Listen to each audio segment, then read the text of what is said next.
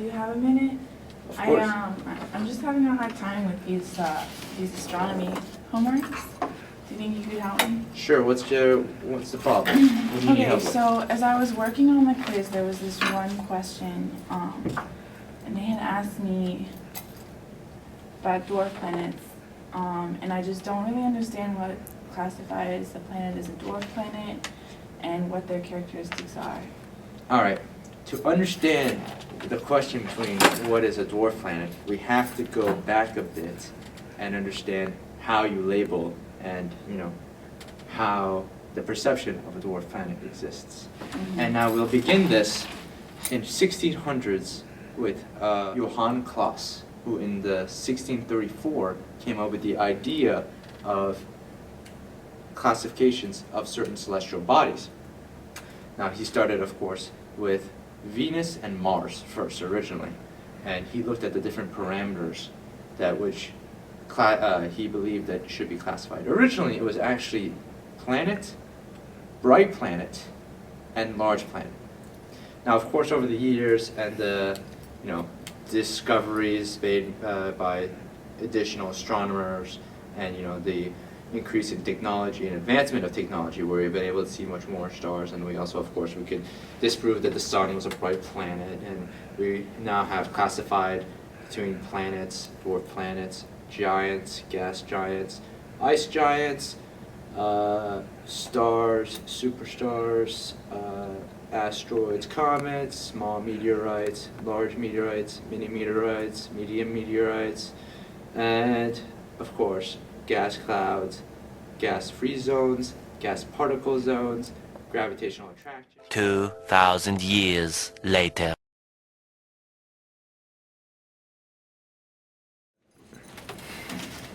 Hey Ben. Hey. So, do you have a minute? I actually had just a question about the astronomy quiz last night. I got this one wrong, and I wanted to know if you could help me understand what exactly makes a dwarf planet a dwarf planet.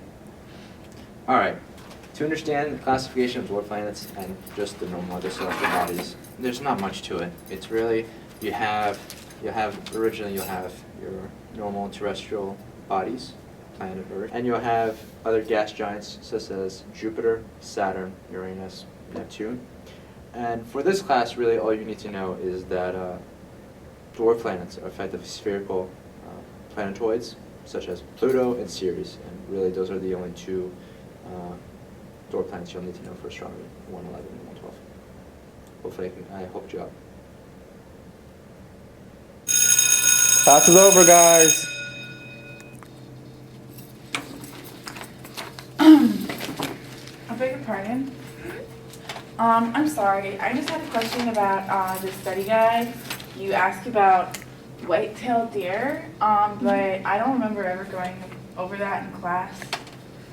She mentioned it in class just last week. She had this PowerPoint on it. She went in depth in detail. Really, I mean, it's right down the PowerPoint side. I even told you which slide it was in. Well, okay, can you help me find the answer? Because I went through all of the online resources and it's not in any of the readings, it's not in the textbook. I can't just give you the answer. You really have to figure this out yourself. Well, if I didn't get it, how am I supposed to figure it out? It's in the slides. Did you not look at the slides? She posted in the Blackboard. I've gone through all the slides, it's not there. I'm telling you it is. I told you right here. It was on slide 58. Of where? Of the lecture. Let's see. What lecture? Lecture 10, invasive Are you species. sure? Because I I'm can't 100% find it. sure. I can go up right here. Okay, fine. I'll figure it out myself. Class dismissed, guys. Excuse me? LA, I hope you don't mind. I actually have a question about the study guide. The one where you asked about white-tailed deer. I couldn't find the answer anywhere, and it wasn't in any of the PowerPoints online, and I don't even remember going over it in class. Yeah, let me pull it up right here. I know exactly which lecture it's in and which slide it's in.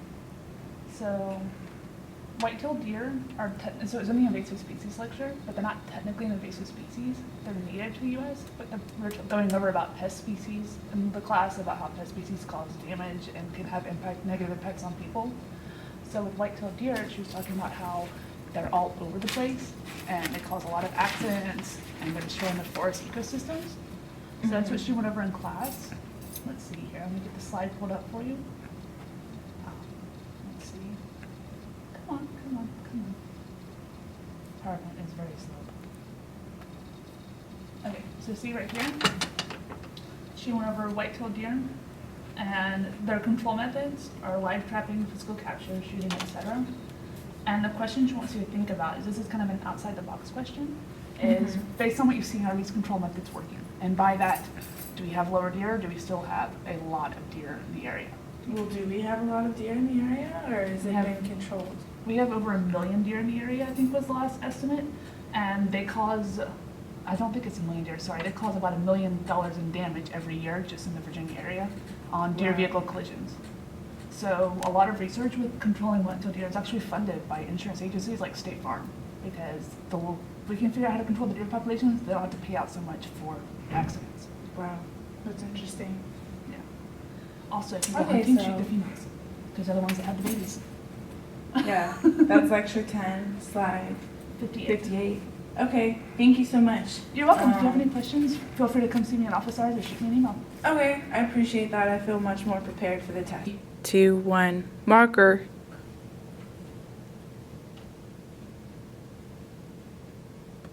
Whoa! Oh my god. Oh, I'm sorry. I'm so sorry. I'm so sorry. Come on in. Hey! What's up? I don't know. Did you sleep well last night? No, not really. Well, so I had a question about the exam yesterday. I got an A minus. I know that I'm nitpicking here. I have a 4.0 GPA and I really want to keep it. So I'd like to go over the questions I missed. So one of them was determining time zones from longitude and latitude or something like that. I really didn't understand the question. Can you go over that? Can't you like ask the professor or something? The professor kind of intimidates me. Like, I didn't want to go in there and have them looking at me going, you really just need to chill out. Because I hear them say that to me. I'm trying to get a program. I'm on a Well, scholarship. Well, if you're that smart, you could just go on the textbook and look that up. I mean, come on. Well, then what are we paying you for? To sleep. Clearly.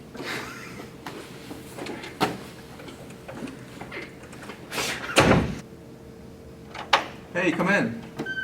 Hey, how you doing? Good. How are you? I've had better days. Okay. What's wrong? So I missed one of the questions on the exam yesterday, and I Okay. just wanted to go over it. Of course. Probably being picky, but No, you're totally fine. awesome. That's why I'm here. I appreciate that. Mhm. So on the exam, there was a question about time zones and longitude and latitude, and I really didn't get it. That was kind of complicated. Well, it just so happened, I was just looking at this. The latitudes are the ones that go up and down. No, the longitudes, the Okay. up and down. Longitudes Yeah, are- get up long. Okay. Yeah. All right. So the time zones, it goes by every 15 degrees of longitude.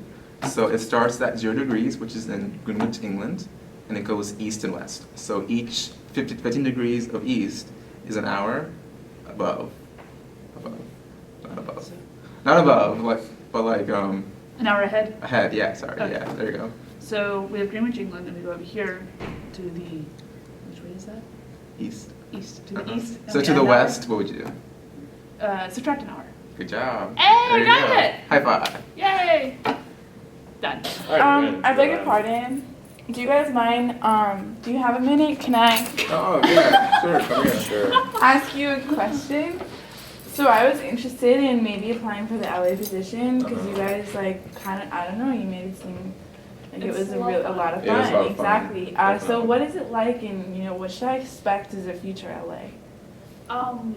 So it's really fun. You get to interact with students. You get to help them learn. You get to relearn the material yourself, and interact with the professors. And you get to get like this really awesome feel of what it's like to be on the other side. And you get paid for it all, so that's kind of Yeah, awesome that's the too. best part. You get to make projects. Project. Yeah, projects. What kind of projects? I don't know. I've heard a lot of presentations. Oh, at the end, yeah. Yeah. Oh yeah, there's a lot of Yeah. presentations. Like this But one. you can do probably something learn. special. Maybe like film a video. Yeah. You can be outside the box. That's right. Yeah. So. Any questions? Yeah, I was wondering, I heard that it's really hard being in LA and that you really have to be prepared for the battlefront lines of academia. And, a lot of people complain about their LAs, that they're stupid or they don't know anything. Do you feel that that's the reality for you? No, I actually have students love it. Like they come to me and they say I'm so much more approachable than their professor, and they're really happy to have me in the Yeah. classroom. I mean, I know the professor says she hasn't had anyone come see her hardly during office hours this whole semester, and I see students a lot, especially after class. They come to me and they have questions, and they always seem really happy. Not necessarily happy for the class, but happy to have someone to talk to that's not the professor. Yeah. What about you, Josh? Yeah, same thing. It's like me and you are friends, where the professor, they're like old and you can't talk to them. Who are these people who insulted us? Just wondering. Yeah. Yeah, Can who you are they? give us What's names? saying? Give us names. I don't know. Retribution time. But Schindler's List. but I think that was wrong reference. probably. Probably But was. my perspective it is it's a Mhm. it's a good experience to have. Of course, you get to learn the material in a new light. You get to prepare ahead, and you kind of see the problems from the perspective of someone who's teaching it versus someone who's there. But you also have this middle ground where you can act as this conduit between the teacher and what she's trying to teach and what the student is and the student's learning of it. And I think my professor, Dr. Edison, has always told us that it's been a great help to have in LA because we can help see it from another perspective that she might not be able to see. So it's always nice to be able to kind of act as this middleman to help out students. Mhm. Brilliant. Any other questions? Can I get a referral? So I'll give you actually, one.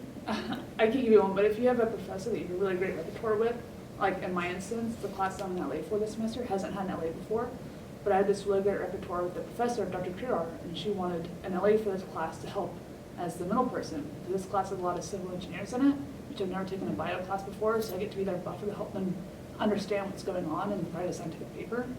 And because we had this connection, when she applied for an LA, she specifically requested me, which helped me get the job. So if you have a professor that you work well with, or you really enjoy their class and you want to work more with them, if you go to them, they can fall and they say, yeah, I'd love to have an LA for this class, I'd love to have you. That's a great way to get an LA position. Yeah, so they apply and you apply. So, yeah. Anything else? Okay. Glad to help you. Have a great day. Maybe we'll see you Yeah, next year. thanks.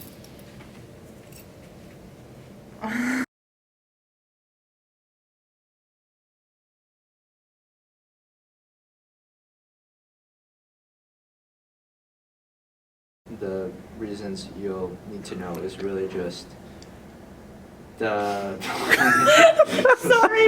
Super very fun. So it's just simply put, they're just not big enough. not big enough and You have to stop saying that. well, that's the I appreciate that. I feel much more prepared for the test. I'm good. I'm good. Sorry. I'm glad I'm good. I quit. Whoa, who's Oh that? my god! Oh, sorry. That was Sorry. like, no, I was actually doing that on purpose as part of it. Oh, it was? Yes. That was too much. Okay.